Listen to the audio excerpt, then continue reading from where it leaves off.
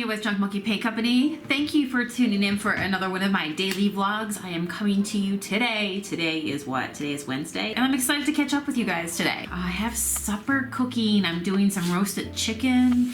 My son just helped me cut some vegetables up and I am just loving on some root vegetables. Growing up, we grew like cabbage and carrots and potatoes, really hearty vegetables. Given back home is a much more colder climate, that's the type of vegetables that grow there. So I'm so used to eating them. And on a chilly day like today, it's nice to just, have the kitchen going, you can smell it, and it just puts me in a good place. One of the things that I'm also working on for myself personally is making sure that when I touch a project and I start a project, I finish a project.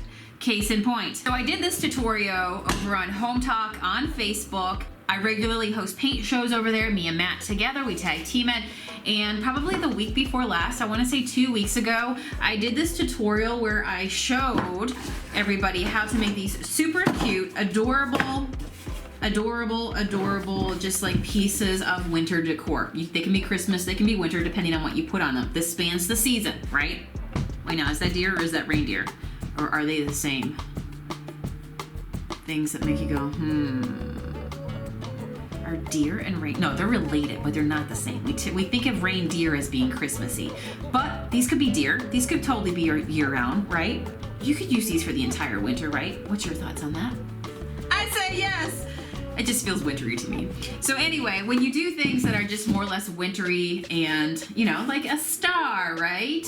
And now this one's an angel, so this one's definitely more, it's not even finished. This is where we need to get this done today, guys. So this pile of stuff has been kicking around. A couple of them are kind of finished, but not quite. There's not one in this pile that's actually finished. When we go live on Home Talk, we usually get 20 to 30 minutes, which is not a whole lot of time by the time you're talking, you're drawing stuff, you're putting stuff all together, so you move really, really quickly, which is nice. Here in the vlog, we can take our time, we can chat, all right? We can drink tea and just paint away and take our time. So I'm gonna finish up that tutorial with you guys today, and I'm gonna finish off the last one as well that I have to do here. So if you missed it, well then this is your lucky day, because you're gonna see me do it, and we'll get these all finished up. That's my goal today, and I will feel so good when it's all finished up. I'm also gonna work hard to get them on the website today. This is part of starting stuff and getting it done beginning to end before things start to add up and there's just stuff everywhere. I swear I have moved this pile from like the buffet to the floor, from the floor to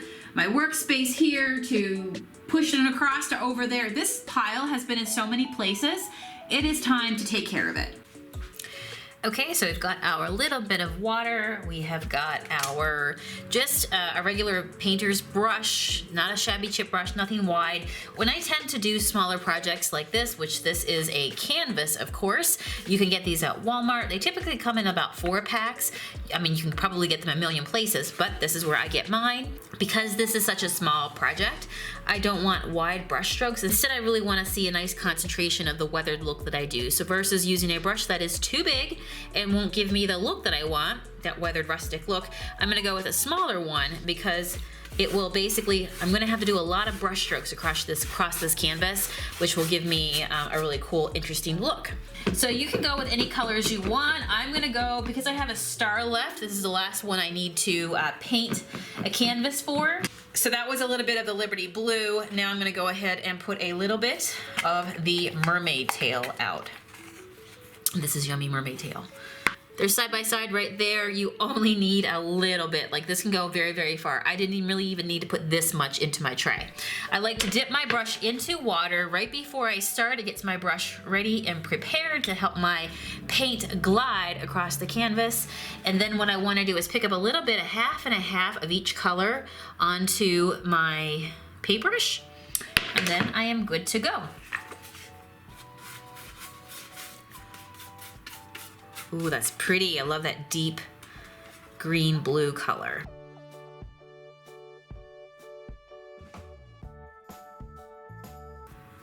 Can you guys see the green and the blue coming together right there?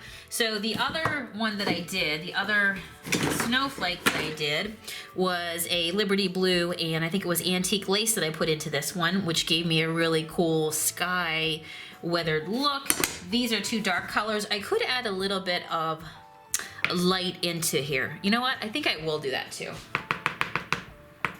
Perfect. And of course, all the paint supplies, guys, that I use, you can find at junkmonkeypaint.com.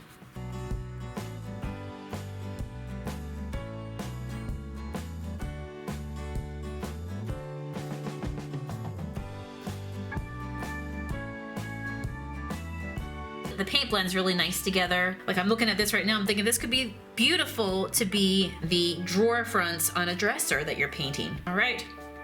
Looks great there. Now what we have to do is do the sides as well. If you are painting decor, make sure you do the sides. It makes it look so much more professional. And remember that when it's on somebody's wall, they're gonna be able to walk and see the side of the canvas. It looks very oceany. What do you guys think? So we're gonna let this one dry. The next part of my process is to do what I call my edging. This is what I call the edging right here. Just like every photo, once you put it into a frame, it just really stands out and just makes it all that much more interesting and cool looking. This is what happens when you do to paint a decor and you take the time to do your edging. It's also known around our Junk Monkey parts as the eyeliner effect. Yes, it is indeed just like putting eyeliner on to make your eye look a little more interesting. So it gives it so much more detail. So here is how I do my edging. So this is drying right now. Let's go back to one that I've done before that's ready for some edging. Now I just pick the color. So this one is having a snowflake put on it. I might keep with the white because I really think that going white on this would be really cool with the white little piece in the center. By the way, I should tell you guys that I picked up these at Michael's and I got them for less than $2. They were $2 and 40% off of that. So whatever $2 is with 40% off, like $1 something, very, very minimal. So I picked up a bunch of these. They also had all kinds of other designs. I just picked up, I think it was like 6 of them that I liked. There were some more Christmassy, but I tried to steer towards the more all seasonal look. Let's go back into that vintage white that we were using just a moment ago. We can make use of that. What I'm gonna do is just lay my brush on the edge, just like this. And this time I am using a shabby style chip brush.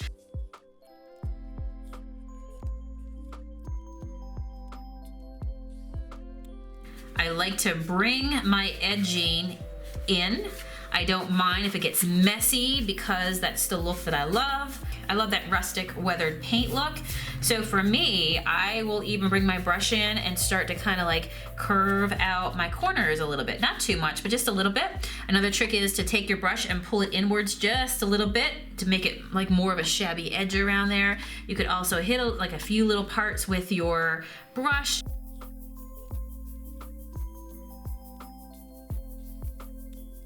Little marks like that, honestly, it just adds to the rustic feel of your piece. Now, because I've edged this in white, it keeps it feeling really kind of coastal winter. But the moment if I were to edge this in a dark black or a brown, a candy bar brown, then it would change the look of it again. But I'm gonna keep these really like white Christmassy.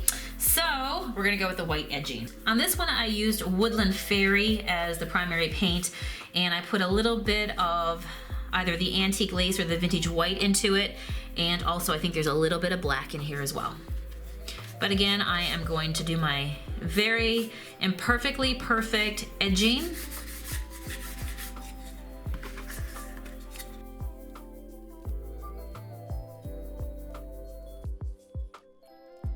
This one has Be My Honey and Liberty Blue, I do believe. That's what I used.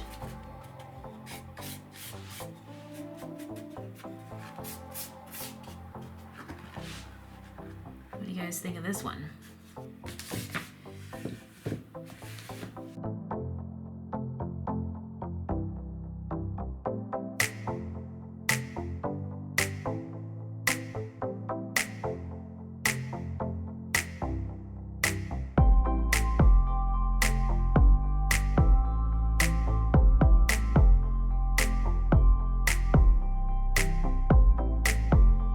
I'm gonna do is go ahead and seal these. Now, these are the ones that I did when I was going live as a project. Really didn't have time to even seal them.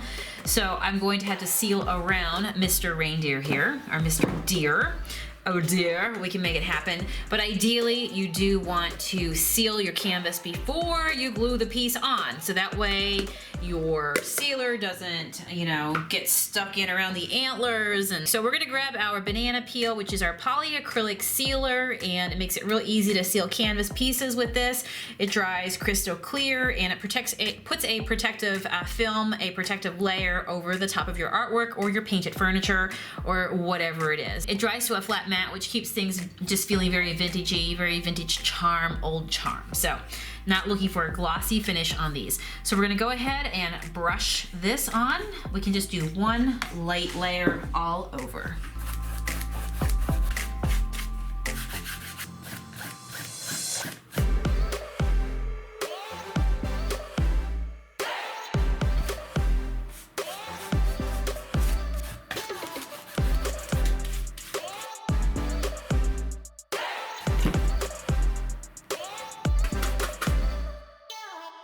Okay, these are turning out fantastic. I'm just letting them all dry, but these canvases look like masterpieces. I love how they look in all the colors. What about you guys?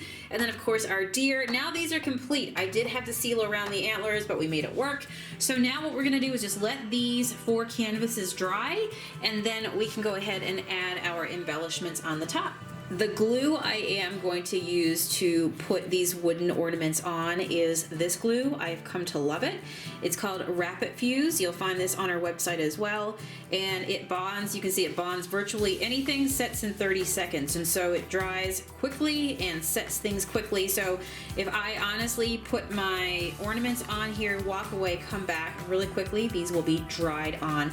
And it doesn't like bubble or just, you know, bleed out around your project to the point where you have to Dremel out this stuff. So it stays where you put it, and what you use stays put when you put it on. So it's a good deal. All right, our sealer is now dried. You can do a test to make sure it is on your end, and now we're ready to go. So what I'm gonna do is apply the glue to the ornament, and look, you can see the price is still in the back of this one, $2, but hopefully you can get it, or use your Michael's coupon if these are not on sale when you go. It's for the, look for the DIY wood ornament section, and if they're not on sale when you go, if you can't get the 40% off, then you know what, use your coupon. Use your coupon and tell your friend you're getting me one of these too. Pull up your coupon, honey bunny. Perfect.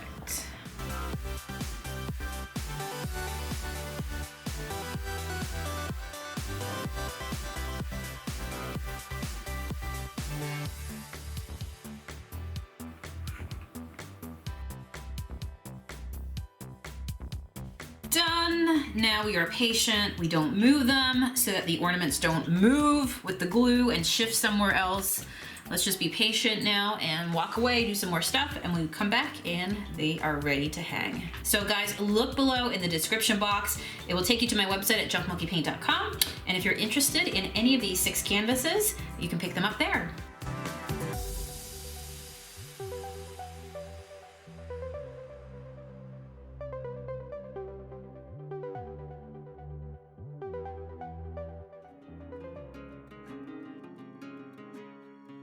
Yay, we got them done. You have no idea how long that has just been like on my monkey on my shoulder going, get it done.